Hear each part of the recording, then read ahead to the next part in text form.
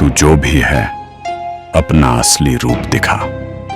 इतने हुए थे उन जंगली कुत्तों ने उन्हें नोच। रक्षक हूं इस बच्चे की, मैं इसके साथ खड़ा रहता था।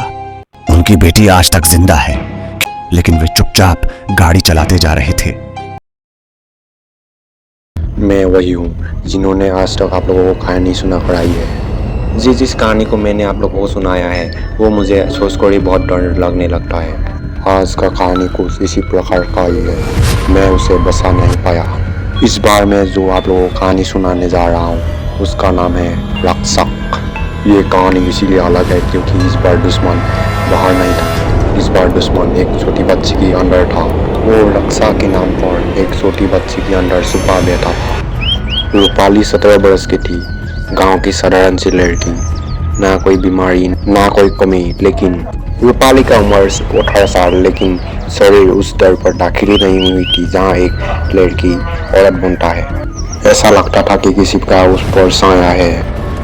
शहर के बड़े हॉस्पिटल्स जहाँ के सफेद कोट पहने डॉक्टर्स ने एक ही बात कही, लड़की का कोई प्रॉब्लम नहीं है, इस लड़की को कोई शारीरिक दिक्कत नहीं है। रूपा को कोई शारीरिक दिक्कत नहीं है तो किस चीज़ की दिक्कत है। रूपा रूम में घंटों तक अकेले बैठी रहती, जैसे किसी से बात कर रहा हो, लेकिन सामने कोई नहीं होता। कभी कभी तो हद ही हो जाता है, रूम में किसी चीज़ को पटक देता है। लड़कियों के साथ रहना उसे पसंद नहीं था। उनकी हंसी, उनकी बातें और उनके कपड़े उनको थोड़ा भी पसंद नहीं था। रात को हद ही हो जाता है, उसकी माँ ने देखा कि रूपाली नींद में चल रही है।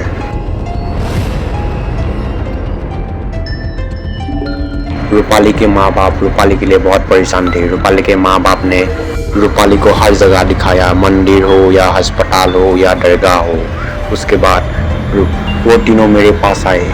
उनके चेहरे पर कोई डर नहीं, सिर्फ मजबूरी थी। उसके बाद उनके पिता ने कहा, बाबा मेरी बेटी शरीर से बिल्कुल सही है, लेकिन कुछ तो है जो उन्हें जीने नहीं दे रहा है। रूपाली अब लड़कियों जैसे नहीं रही, कभी बहुत प्यार से बात करता है, कभी बहुत नफरत से देखने लगता है। बाबा गांव में किसी ने कहा है कि मेरी बेटी के ऊपर किसी पिशाच का साया है, अगर आप हमें मदद नहीं करेंगे तो हम अपने बेटी को हमेशा के लिए खो देंगे। तो उसके बाद मैंने रूपाली को देखा। रूपाली मुझे घूर रही थी, रूपाली ऐसे घूर रही थी वो मुझे पहचान गई हो।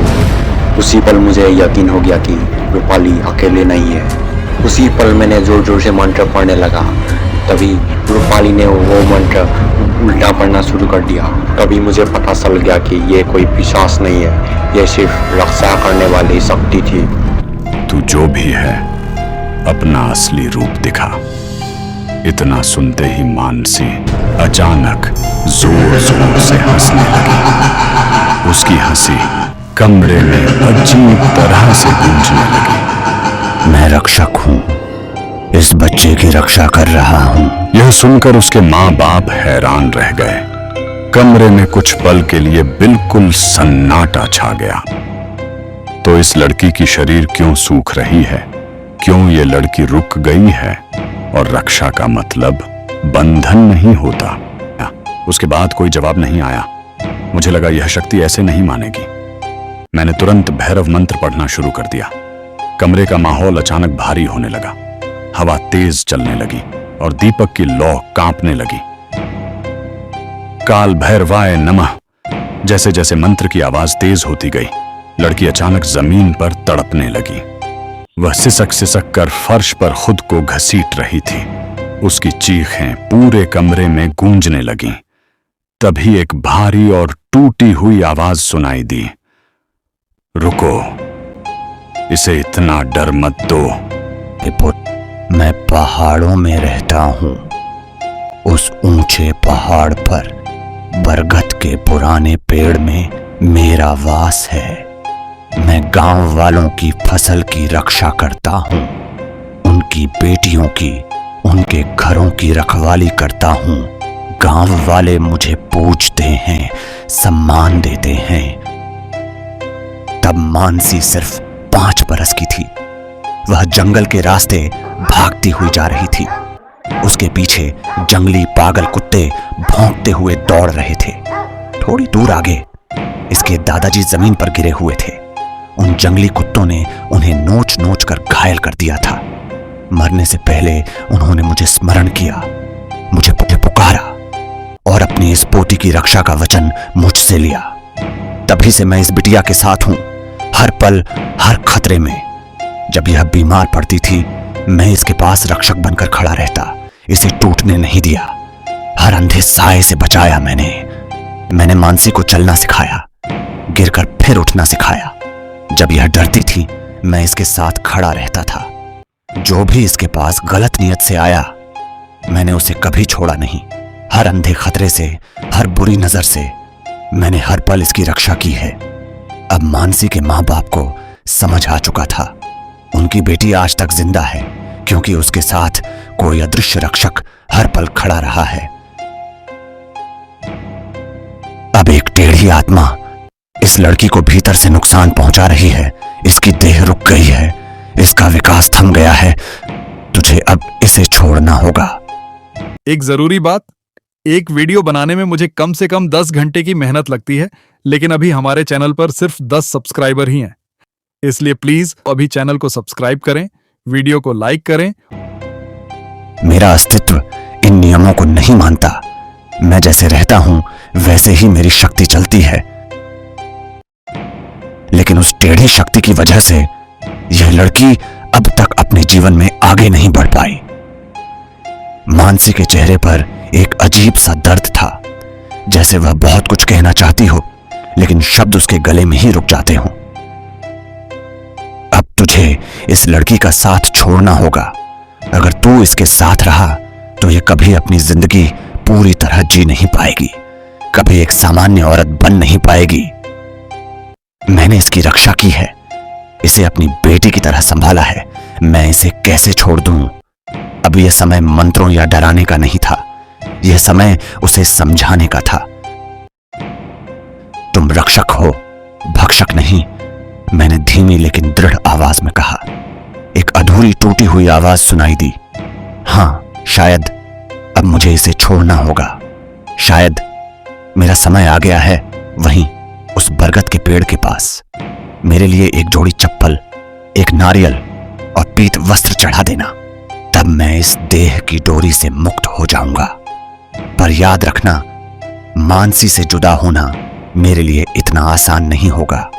इतने सालों से मैं इसकी परछाई बनकर साथ रहा हूं, तो अलग होने का दर्द दोनों को सहना पड़ता है।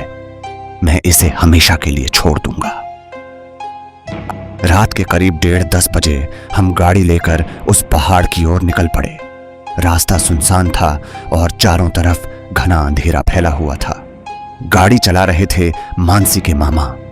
उनके चेहरे पर डर साफ दिखाई दे रहा था, लेकिन वे चुपचाप गाड़ी चलाते जा रहे थे। कुछ दूर जाने के बाद मैंने धीरे से कहा, गाड़ी किसी चप्पल की दुकान पर रोक देना। थोड़ी देर बाद सड़क किनारे एक छोटी सी दुकान दिखाई दी। पीली रोशनी में आधा खुला शटर और बाहर टंगी हुई चप्पलों की कतारें अजीब सा माहौल बना रही थीं। गाड़ी वहीं रुक गई।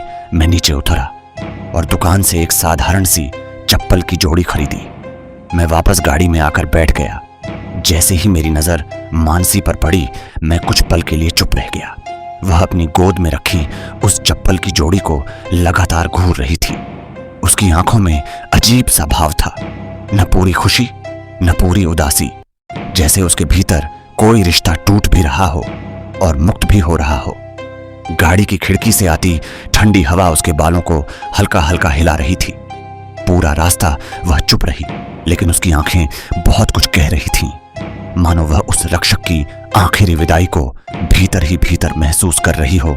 बाबा, ऐसा लग रहा है कि गाड़ी भारी हो गया है, कोई भारी चीज ऊपर खड़ी है। फिर मुझे समझ में आ गया, राखंद्र अपना फैसला बदलने की कोशिश कर रहा है। जब हम वहां पहुंचे तो गाड़ी की दरवाजा बंद हो गया। तभी मैंने भर भर मंत्र पढ़ना शुरू कर दिया। तभी ऐसा गाड़ी की दरवाजा खुल गया। हम वहां पहुंचे तभी मानसी बेहोश होने वाली थी। मैंने मां को पकड़ा और भर भर मंत्र पढ़ना शुरू कर दिया और ऐसे ही हम आगे बढ़ते रहे तो तभी ऐसा लगा कि वो कभी रास्ता खत्म ही नहीं हो रहा है। तभी फिर से मैंने भर मंत्र पढ़ना शुरू कर दिया। तभी सब सीधा हो गया। अंत में हम वहीं बरगद के पेड़ के नीचे पहुंच गए, जहां एक पेड़ के नीचे पत्थर जमा हुआ था। वहीं जाकर हम रुक गए। वहीं उस रखंडार का स्थान था। तभी मैंने मानसी को बोला, वहां जाकर उस सफल को रख दो और नारियल चढ़ा दो। और मानसी धीरे धीरे उस बरगद के पेड़ के पास गई। उसने कांपते हाथों से चप्पल की जोड़ी पेड़ के नीचे रख दी और नारियल चढ़ा दिया। फिर वह वहीं हाथ जोड़कर खड़ी हो गई। मुझे इतने सालों तक सुरक्षा देने के लिए आपका बहुत बहुत धन्यवाद। मैं आपसे विदा होना नहीं चाहती, लेकिन अब शायद यही सही है। आपने हर खतरे से मुझे बचाया। जब कोई नहीं था तब भी आप मेरे साथ थे। इसके लिए मैं हमेशा आभारी रहूंगी। तभी स्पीड पर जोर जोर से हिलने लगा। हम लोग समझ गए कि राखंडर वापस जा चुका है। हम लोग बिना देरी किए, बिना पीछे मुड़े हम वापस चले गए। हम लोग गाड़ी में बैठकर वापस घर जा रहे थे। बीच में ही मानसी का पेट दर्द करने लगा। मुझे पता चल गया। तभी मैंने बोला, ये शुभ संकट है। अब मानसिक औरत बनने के लिए तैयार है। अगर आपको यह कहानी पसंद आई हो तो वीडियो को लाइक जरूर करें और हमारे चैनल को सब्सक्राइब करना मत भूलिए। एक जरूरी बात, एक वीडियो बनाने में मुझे कम से कम 10 घंटे की मेहनत लगती है, लेकिन अभी हमारे चैनल पर सिर्फ 10 सब्सक्राइबर ही हैं। आपकी एक छोटी सी सपोर्ट मुझे आगे और बेहतर कहानियां बनाने की हिम्मत देती है। इसलिए प्लीज, अगर आपको मेरी मेहनत पसंद आती है तो अभी चैनल को सब्सक्राइब करें, वीडियो को लाइक करें और अपने दोस्तों के साथ भी शेयर करें। मिलते हैं अगली डरावनी और रोमांचक कहानी में।